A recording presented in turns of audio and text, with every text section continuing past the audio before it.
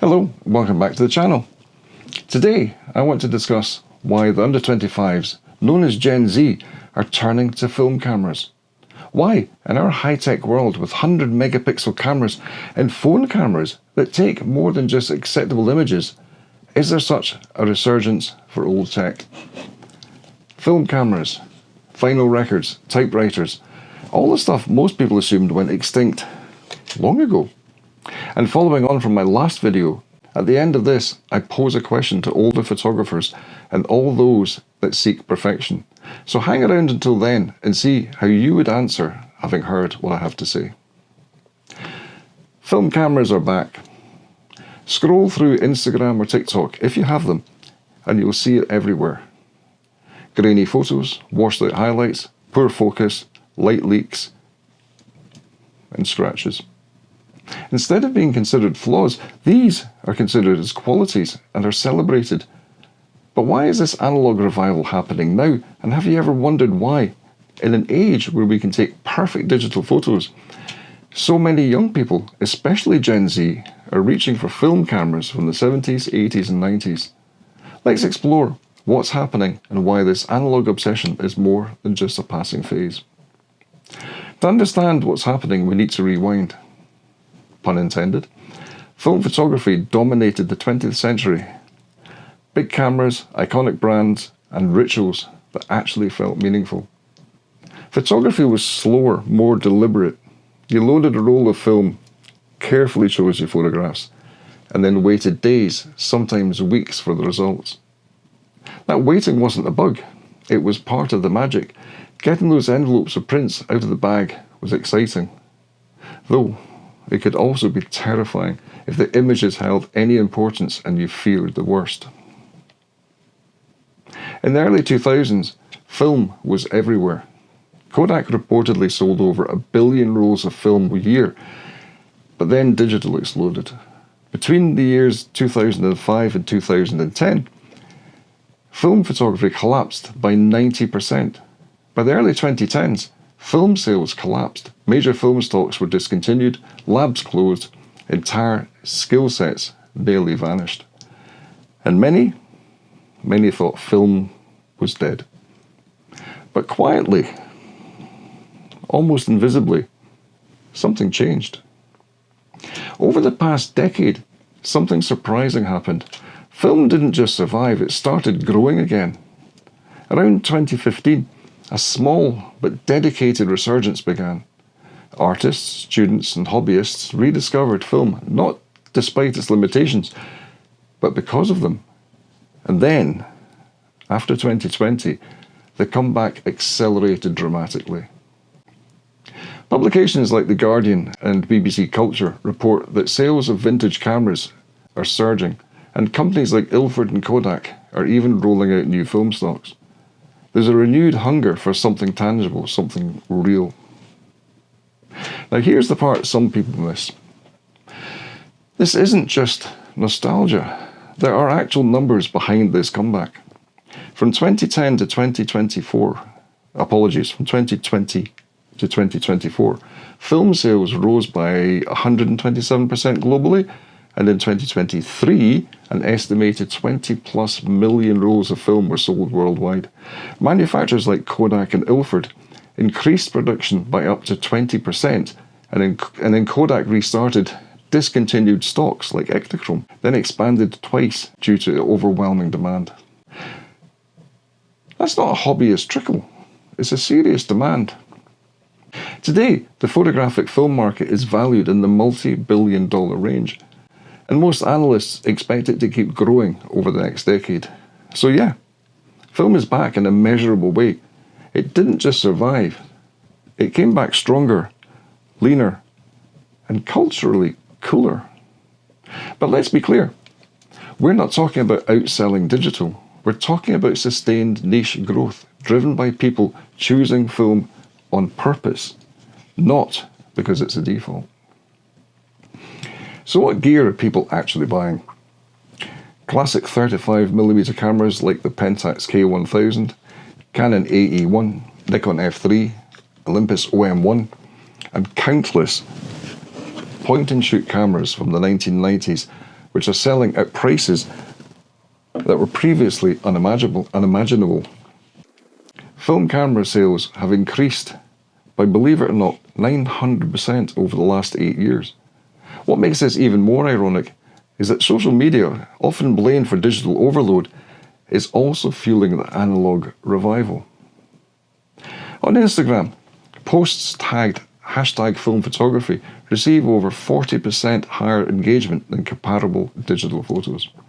On TikTok, #film talk has racked up billions of views, featuring thrift store camera finds, film loading rituals, and satisfying film development videos. A single viral post can actually cause measurable spikes in film sales within days. YouTube plays a massive role too. There are long-form tutorials, film stock comparisons, and darkroom walkthroughs that help remove the intimidation barrier and turn curiosity into action. And young people, Gen Z, are lapping it up. Because here's the real twist. This revival isn't mainly older photographers returning to their roots. It's young people discovering film for the first time. In recent surveys, 40% of new film shooters are under 25. That's Gen Z. And about 2/3 of total film users are in the 18 to 40 range. Thing is, Gen Z grew up digital. They didn't live in a film era, so their love for film isn't nostalgia for their childhood. It's a choice. This generation grew up with smartphones, social media filters, and endless digital perfection. They know what hyper-polished images look like, and many of them are just tired of it. Film offers something radically different.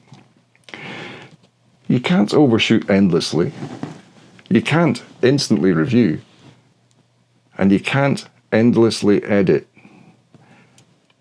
Every frame also costs money. Every mistake is permanent. And that's exactly the point. Gen Z values authenticity, process, and individuality. Film photography slows everything down. It turns image making into an experience. Not just content production, but an experience. The imperfections, uneven exposure, grain, colour shifts, and light leaks become proof that a real human was there. Amanda Mull wrote in The Atlantic, and Taylor Lorenz explained in the New York Times, Gen Z is drawn to stand out from the crowd with something tactile and unique. Holding a film camera feels special. Each photo is a moment captured once, not a dozen times, then endlessly filtered. The imperfect, unpredictable nature of film is something to be celebrated. You see it in every trend: vintage vinyl, handwritten letters, Polaroids, flip phones, and even typewriters are having a moment. For Gen Z, analogue isn't just a style, it's a statement, a rebellion against the instant, disposable nature of digital culture. I ask as well, is it also an escape from the tap, tap, tap on glass screen? In researching this topic, I came across a well-made video by a young creator who explained oh so well why he and others like him are drawn to typewriters, turntables, and of course old cameras. The one line that stuck with me was, sometimes the whole world seems stuck behind glass as he shows himself repeatedly prodding at a phone and swiping, swiping, swiping. When it comes to objects, they're tactile. You can interact with them on a physical way. You know, all the clicks and dials and buttons and doohickeys, thingamabobs, whatchamacallits, whatever. And when you consider that I mostly grew up with this, it starts to make sense. Sometimes it can feel like the whole world is stuck behind glass when I'm constantly on my phone. But when I use something that's older and analog, it kind of brings me back into the real world. In that video, he explained how he grew up with a sheet of glass in front of him, with endless games and a bottomless pit of an internet. And yet he couldn't feel it, touch it, or smell it. We live in his world of infinite scroll, infinite storage, and infinite noise. Film photography introduces limits, and limits create meaning. With 24 or 36 frames, each photo matters. James Poppis released a video a few weeks back where he bought a Fuji 6x9 medium format camera, which limited him to 8 frames per film, meaning each shot cost him around £2.70. With film like that, you have to think before you shoot. You think about the light and composition much more. You slow down. Psychologists out there connect this to the broader slow movement. Slow food, slow fashion, slow living. Film fits perfectly. It offers delayed gratification in a culture addicted to instant feedback.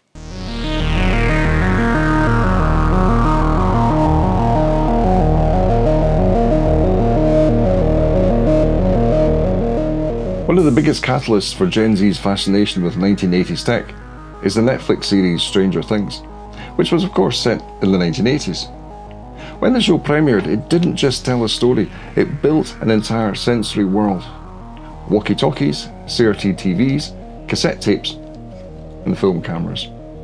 All of it was front and centre, not as nostalgic props, but as essential tools that the characters relied on. For Gen Z, who grew up with a sleek touchscreen and visible cloud storage, this older technology feels tangible, mechanical, and real. You can see how it works, you can hear it, you can feel it, and of course, you can smell it. Stranger Things made analogue tech look purposeful and human. The kids don't swipe or scroll, they tune, click, rewind, and wait. That slowness is important. It mirrors why so many Gen Z creators are gravitating towards film cameras and retro gear today. Film forces intention. You don't get instant feedback. Every photo costs, every frame matters, and the physical limitations create a deeper connection to the moment. In a world dominated by infinite digital images and constant screen time, analog tools feel grounding, almost rebellious. What Gen Z seems to be responding to isn't just the aesthetic of the 1980s, but the tactile experience behind it. Buttons instead of glass, weight instead of thinness, imperfections instead of polish. Stranger Things helped reframe old technology, not as outdated, but as meaningful. And that shift has played a huge role in why retro cameras, VHS players, and analog workflows feel so appealing right now. It's not about going backwards, it's about slowing down, touching the process, and feeling something real again. Stranger Things didn't just remind Gen Z what the 1980s looked like, it reminded us what it felt like to slow down, to touch the process, and to let moments exist without the screen telling us how they turned out. So what's really happening here? This resurgence isn't just nostalgia, it's a creative movement. People, especially Gen Z, want purpose, intentionality, and something that digital can't package perfectly. Analog equipment invites slowness, mindfulness, and presence. It's not a rejection of digital, it's more of a balance. And whether you shoot film, spin vinyl, or type on a manual machine, what matters most is the joy of doing something with your hands and your heart. I'm left questioning something seriously after researching this topic, and it touches on what I said in my last video. If perfection, that well-polished image, is being dismissed by an entire generation, why do we bother so much about achieving that result? Why are we paying thousands for a high-megapixel camera? Why are we editing so hard to get a wonderful look that AI can create in a millisecond? Is it time for boomers, Gen X and millennials to learn from the kids? Human beings are kind of just built for tactile feedback. It's just the basics of how we all interact with the world.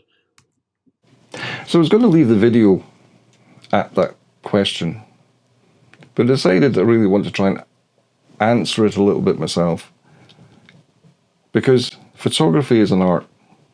And in art, everybody is an individual. Everybody can do their own thing. There's always trends.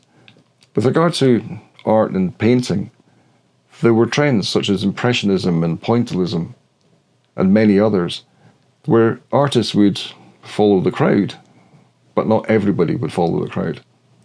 because there was always a customer for something that wasn't the trend. If you want to shoot with a 100-pixel Hasselblad or 35mm Pentax from the 1980s, that is totally up to you. Nobody is telling you what to do. What is interesting and what you take away from this video is going to be the fact that film photography slows you down. It makes you concentrate on the moment, on the composition, and on the light. And that is something to think about, even if you're shooting with a digital camera, is take your time and do it properly. It's too easy to take hundreds of photographs and then choose the best. Muggins here does it a lot.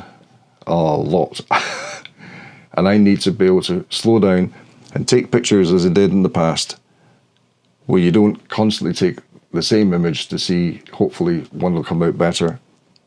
These are all from the 1980s, just random images that I've put up there. It's nothing special, but it does remind me of a time when every frame counted, every frame cost, and every mistake was permanent. Thank you for watching. Please like and subscribe, and if you missed my last video, it's here now. Click on there and let me know how you feel about both videos. Bye for now.